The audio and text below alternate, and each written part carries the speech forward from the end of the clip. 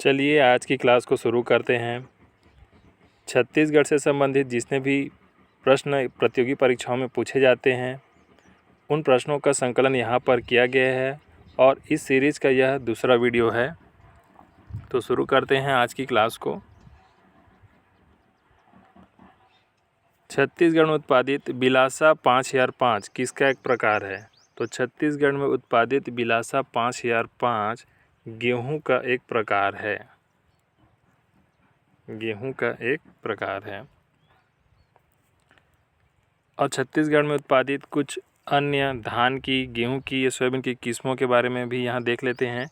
जैसे कि गेहूं की प्रमुख किस्मों में आपका आता है बिलासा 5005, अरपा 503, रतन 5010 तथा सरबती। ये प्रमुख किस्में गेहूं की हैं जो छत्तीसगढ़ में उत्पादित की जाती हैं। इनका उत्पादन छत्तीसगढ़ में होता है। इसके अतिरिक्त धान की जो प्रमुख किस्में हैं जिनका उत्पादन छत्तीसगढ़ में होता है स्वर्णा, महामाया, समलेश्वरी, बमलेश्वरी, दंतेश्वरी, महेश्वरी इत्यादि धान की प्रमुख किस्में हैं जिनका उत्पादन छत्तीसगढ़ में किया जाता है।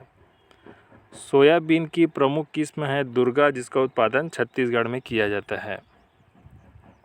नेक्स्ट है रायपुर में सत्याग्रह आश्रम की स्थापना की थी।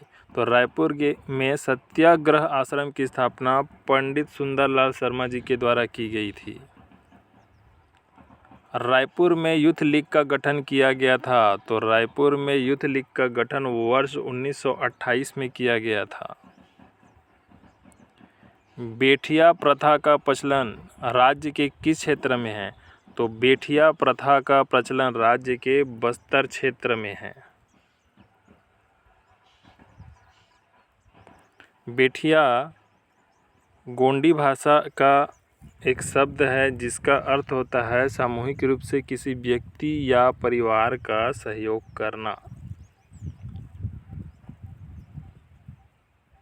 द्रविड़ भाषा परिवार से संबंधित जनजाति है उरांव। जनजातियों का भाषाई आधार पर वर्गीकरण किया गया है। तो मुंडा भाषा परिवार मुख्यतः उत्तर छत्तीसगढ़ में पाई जाती है, जैसे कि पहाड़ी कोरवा, बिरहोर, नगेसिया इस मुंडा भाषा परिवार के अंतर्गत आते हैं। आर्य भाषा परिवार मुख्यतः मध्य छत्तीसगढ़ में पाई जाती हैं, जैसे कि हलवा इसके अंतर्गत आता है।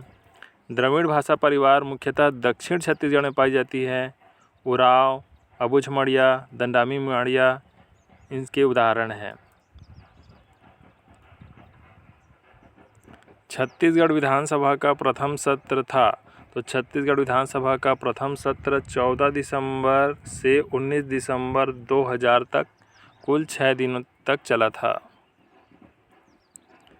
अबूझमाड़ विकास अभिकरण का गठन किस वर्ष किया गया था? तो अबूझमाड़ विकास अभिकरण का गठन वर्ष 1978 में किया गया था। यहाँ हम पिछली इस सीरीज़ के पहले वीडियो में जिन प्रश्नों का हमने अध्ययन किया था उसका यहाँ पर रिवीजन करेंगे।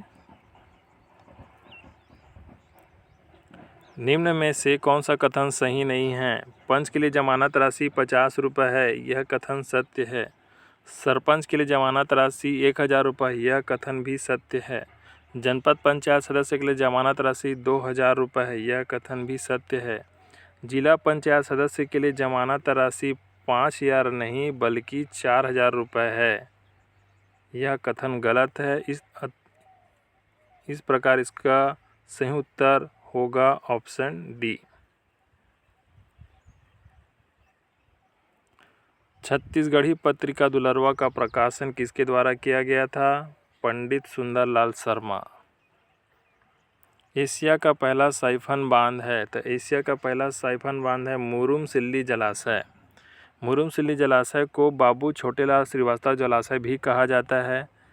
सिलियारी नदी पर जिला धमतरी में वर्ष 1923 को इसका निर्माण किया गया था। यह मिट्टी से भरा तटबंध बांध है। इसका निर्माण पूर्णतः ब्रिटिश तकनीक पर आधारित है।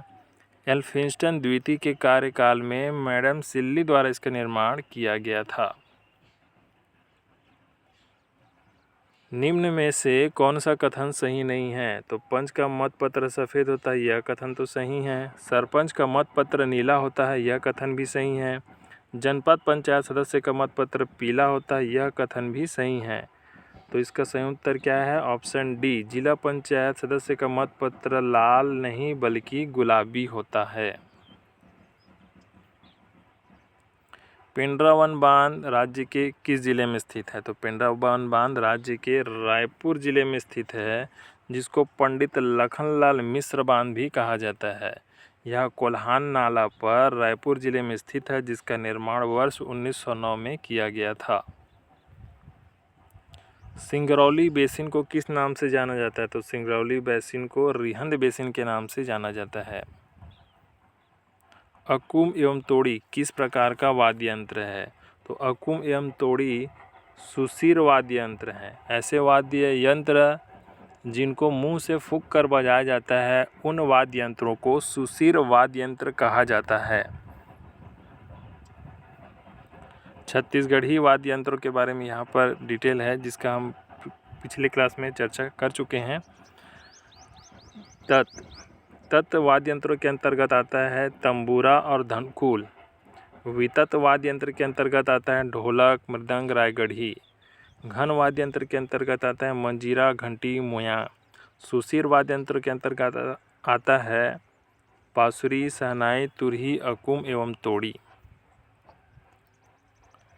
शिवनाथ महानदी दोआब क्षेत्र महानदी बेसिन के किस दिशा में स्थित है? दक्षिण दिशा में स्थित है। शिवनाथ महानदी दोआब क्षेत्र महानदी बेसिन के दक्षिण दिशा में स्थित है, जिसका ढाल दक्षिण से उत्तर की ओर है तथा जिला दुर्ग से रायपुर तक इसका विस्तार है। छत्तीसगढ़ का सबसे छोटा वन वृत्त कौन सा है? तो छत्तीसगढ़ का सबसे छोटा वन वृत्त है दूर, और सबसे बड़ा कौन सा है? तो बिलासपुर। कुल वन वृत्त कितने हैं? तो 6, 7वां है प्रस्तावित। छत्तीसगढ़ के वन वृत्त कौन कौन से हैं? तो सरगुजा है, बिलासपुर है, रायपुर है, दुर्ग है, कांकेर है, जगदलपुर है। जिसमें से आपका सबसे जो बड़ा वन वृत्त है आपका बिलासपुर है, और सबसे छोटा वन वृत्त कौन सा है? तो दुर्ग है। रायगढ़ वन वृत्त प्रस्तावित है। भारत के 500 आकांक्षी विकास खंडों में छत्तीसगढ़ के कितने विकासखंड शामिल हैं?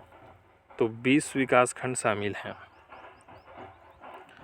आकांक्षी जिला कार्यक्रम की शुरुआत वर्ष 2018 में की गई थी।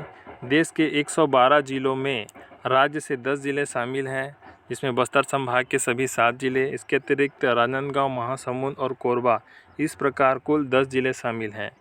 देश के 500 आकांक्षी विकासखंडों में राज्य के 20 विकासखंड शामिल हैं, जिसमें नारायणपुर विकासखंड छत्तीसगढ़ में प्रथम स्थान पर तथा कोयलीबेड़ा विकासखंड 20वें स्थान पर है। 28 राज्यों की बहुआयामी गरीबी सूचकांक वर्ष 2023 में छत्तीसगढ़ का जो स्थान है वह 8वां है। निम्न में से कौन सा कथन गलत है? तो जनपद पंचायत अध्यक्ष का चुनाव अप्रत्यक्ष रूप से होता है, यह कथन सत्य है।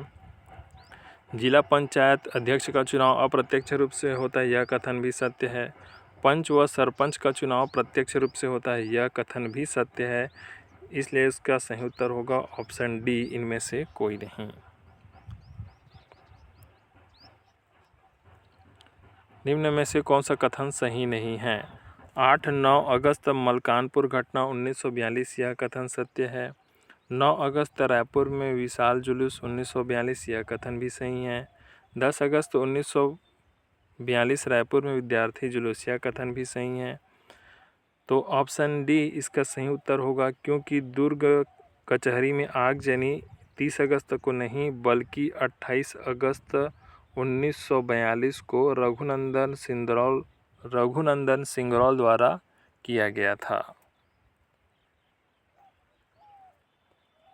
छत्तीसगढ़ में 1946 के प्रमुख घटनाक्रम में कौन सा कथन सही नहीं है? तो 7-8 दिसंबर 1946 को समोदा में राजनीतिक सम्मेलन हुआ था, यह कथन तो सही है। 13 से 15 दिसंबर 1946 बिलासपुर विद्यार्थी सप्ताह, यह कथन भी सही है।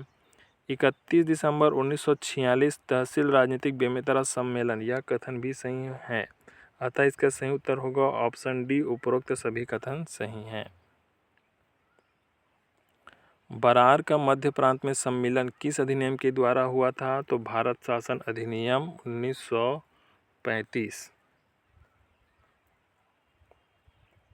भारत शासन अधिनियम 1935 के तहत बरार का मध्य प्रांत में विलय हुआ था। उसके बाद से मध्य प्रांत को मध्य प्रांत एवं बरार कहा जाने लगा। सोना खान के विद्रोह के संदर्भ में गलत कथन है। तो वीर नारायण सिंह की प्रथम गिरफ्तारी 24 अक्टूबर 1856 को हुई थी, यह कथन तो सही है। वीर नारायण सिंह रायपुर जेल से 27 अगस्त 1857 को फरार हो गए थे, यह कथन भी सही है। 2 दिसंबर 1857 को वीर नारायण सिंह ने आत्मसमर्पण किया था, यह कथन भी सही है। वीर नारायण सिंह ने 2 दिसंबर 1857 को कैप्टन स्मिथ के सामने आत्मसमर्पण कर दिया था। 20 दिसंबर 1857 को वीर नारायण सिंह को फांसी दी गई, यह कथन गलत है। उनको जो फांसी दी गई थी वह 20 नहीं बल्कि 10 दिसंबर 1857 को दी गई थी। संबलपुर विद्रोह वर्ष 1857 के संदर्भ में गलत कथन है। सुरेंद्र साय को गिरफ्तार कर हजारीबाग जेल में कैद किया गया था, यह कथन सही है। 31 अक्टूबर 1857 को सुरेंद्र साय हजारीबाग जेल से फरार हो गए थे, यह कथन भी सही है। 23 जनवरी 1864 में सुरेंद्र साय को पुनः गिरफ्तार कर असीरगढ़ के किले में कैद कर लिया गया था, यह कथन भी सही है।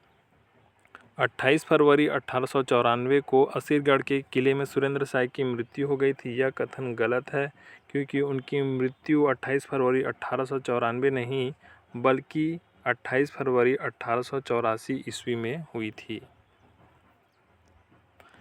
थैंक यू दोस्तों, मिलते हैं अगली वीडियो में छत्तीसगढ़ के कुछ नए प्रश्नों के साथ।